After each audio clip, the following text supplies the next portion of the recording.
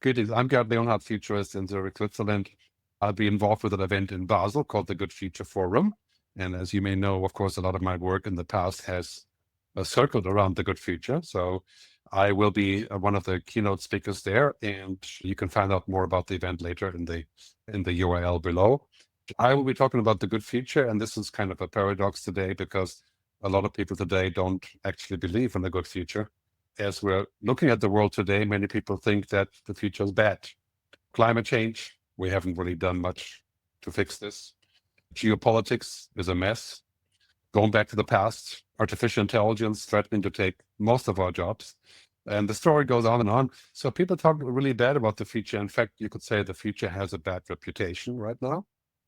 And my speech will be about why we can actually hope for a good future, why the future is better than we think, how we can solve those large challenges we are facing right now, including dealing with climate change and the technological revolutions. There isn't much we can do about geopolitics at this very moment, but I will give an outlook on what I expect to happen in the next decade and why I think the good future is entirely possible. My speech will be specifically focused on the Gen Y millennial generation, roughly people from 25 to 40, who are currently in kind of a misery phase. It seems like nothing is really working, and there's a lot of confusion about what to do, what job to look for, how to educate yourself, and how to tackle the future. And so I'll be speaking about that quite a bit and hopefully give people a sort of a positive outlook on why the future could be good. We have a huge challenge right now, and that technology is running so fast that it's threatening to be out of control. Like especially artificial intelligence, it looks like we're going to reach general intelligence, which means a machine that can be as intelligent as all humans combined by 2030. And so currently innovation has a very economic viewpoint, like any innovation that promises new revenues and more power, like AI, technology, quantum computing, genome editing, and so on, is being swarmed with investment for the simple economic reason that it promises to make more money.